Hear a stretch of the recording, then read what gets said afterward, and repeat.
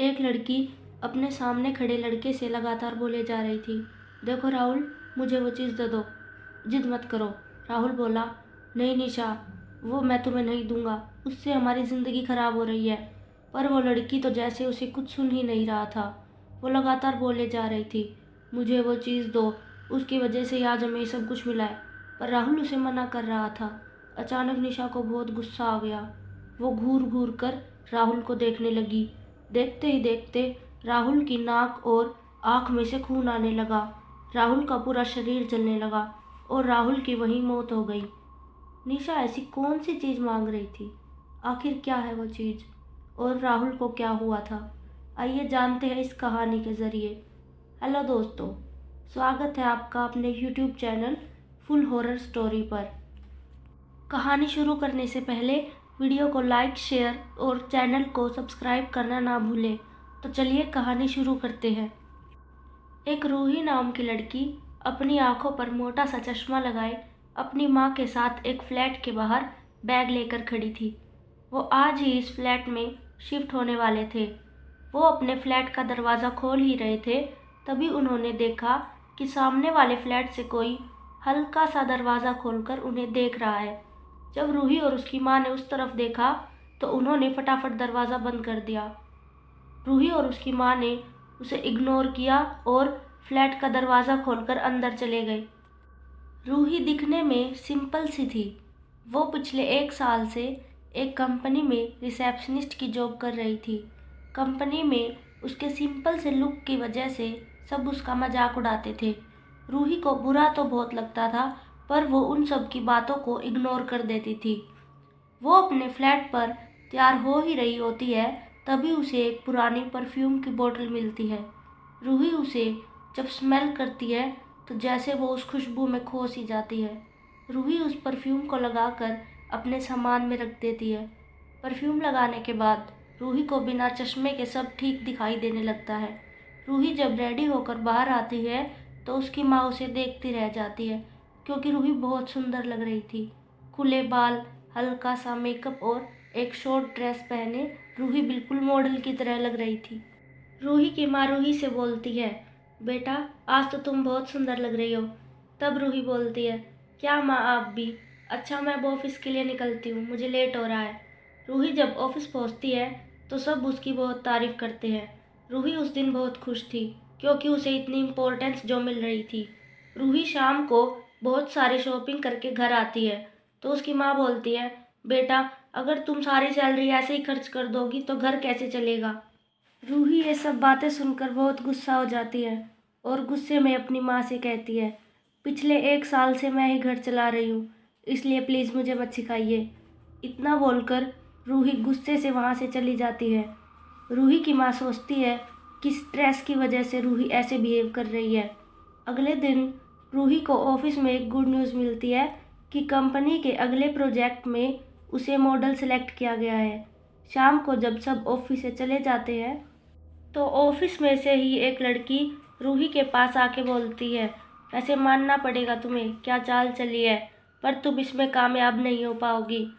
तब रूही गुस्से में बोलती है, गलती कर दी तुमने ये सब बोलकर। और रूही घूर घूर कर उस लड़की को गुस्से से देखने लगती है। उस लड़की के नाक और आंखों में से खून आने लगता है। उसका पूरा शरीर जलने लगता है। वो लड़की बुरी तरह से चीखने चिल्लाने लगती है और उसकी वहीं पर मौत हो जाती है। रूही फिर वहाँ से चुपचाप ऐसे चली जाती है जैसे वहाँ कुछ हुआ ही नहीं है। ऐसे ही 4-5 दिन निकल जाते हैं। रूही की माँ को उसकी बहुत फिक्र हो रही थी, क्योंकि रूही अब रोज़ घर पर लेट आने लगी थी। रात को जब रूही घर आती है तो उसकी माँ बोलती है, रूही क्या बात है बेटा, अब तुम रोज़ घर लेट आने लगी हो। तब रूही बोलती है कि माँ अगर जल्दी सक्सेस चाहिए तो ओवर टाइम तो करना पड़ेगा ना। तब रूही की माँ बोलती है, बेटा बदलाव अच्छा होता है, लेकिन टाइम से हो वही अच्छा होता है। जल्दी तरक्की के चक्कर में सब कुछ खराब हो जाता है, और वैसे भी मुझे कुछ ठीक नहीं लग रहा है। ज़रूर तेरे साथ कुछ तो हुआ है, तू मुझे बता बेटा क्या हुआ है। तब रूही गुस्से में बोलती है, सब जलते हैं मुझसे, कोई मेरी खुशी से खुश नहीं है, आप भी जलती हैं मुझसे। ऐसा बोलकर रूही गुस्से से वहाँ से चली जाती है। उसकी माँ को रूही की बहुत फिक्र होने लगती है। रूही की माँ सामने वाले फ्लैट में जाकर उस औरत से पूछती है, बहन जी प्लीज़ मेरी मदद कीजिए, आप उस दिन भी झाँक कर देख रही थी, आपको ज़रूर सब पता है कि ये सब क्या हो रहा है, मैं मेरी बेटी को खोना नहीं चाहती। तब वो औरत बोली, बहन जी मुझे पता है कि आपकी बेटी के साथ जो हो रहा है वो मेरी बेटी के साथ हो चुका है। 2 साल पहले मेरी बेटी निशा एक्ट्रेस बनना चाहती थी, पर उसको कामयाबी नहीं मिल रही थी। एक दिन निशा को एक तांत्रिका मिली। उस तांत्रिका ने निशा को एक चीज़ दी थी। उसने कहा था कि ये तुम्हें नाम, इज्जत, दौलत सब दिलवाएगी, पर अगर तुमने इसे तोड़ने की कोशिश की तो तुम्हारी जान भी जा सकती है। जिसे तुम पसंद करोगी ये चीज़ उसके लिए खुशबू का काम करेगी, और जिसे तुम नापसंद करोगी उसके लिए तेजाब का। तो संभाल कर इस्तेमाल करना। उस दिन के बाद निशा एक कामयाब एक्ट्रेस बन गई थी। एक दिन निशा का उसके पति राहुल से झगड़ा हो गया और उसने राहुल की जान ले ली। उस हादसे के बाद निशा पागल हो गई। बहन जी, हो सके तो आप अपनी बेटी को बचा लीजिए। तब रूही की माँ अपने घर आकर जल्दी से सारा सामान पैक करती है और रूही से बोलती है, रूही जल्दी चलो बेटा, हम यहाँ नहीं रहेंगे, हम कहीं और शिफ्ट हो जाएंगे। तब रूही बोलती है, आपने किससे पूछकर मेरा सामान पैक किया? मैं यहाँ से कहीं नहीं जाऊँगी। और मेरा परफ्यूम कहाँ है? मुझे मेरा परफ्यूम चाहिए। ये बोलकर रूही सारे सामान में पागलों की तरह वो परफ्यूम ढूंढने लगती है। तब रूही की माँ सामान में से वो परफ्यूम निकाल कर अपने हाथ में ले लेती है।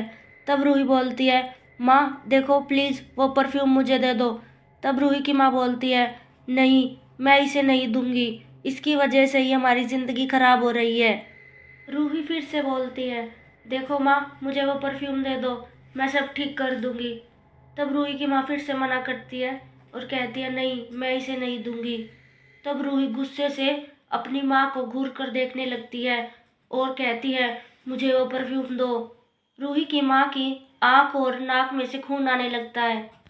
उन दोनों के लड़ने की आवाज़ सुनकर निशा वहाँ आती है और रूही से बोलती है, रूही देखो उस परफ्यूम को छोड़ दो, उसकी वजह से ही मेरी ज़िंदगी ख़राब हो गई, मैंने अपने पति की जान ले ली, ये परफ्यूम तुम्हारी ज़िंदगी ख़राब कर देगा। तब रूही गुस्से से बोलती है, नहीं मैं इसे किसी को नहीं दूंगी। तब निशा रूही के हाथ से वो परफ्यूम की बोतल छीन लेती है और उसे तोड़ देती है। उस बोतल के टूटते ही निशा जलने लगती है और वहीं पे उसकी मौत हो जाती है। उसके बाद रूही की लाइफ पहले की तरह नॉर्मल हो गई। तो दोस्तों, आपको ये कहानी कैसी लगी कमेंट करके ज़रूर बताएं, और अगर आपके पास भी ऐसी ही कोई कहानी है तो हमसे ज़रूर शेयर करें। चलिए मिलते हैं ऐसी ही एक और खौफनाक कहानी के साथ।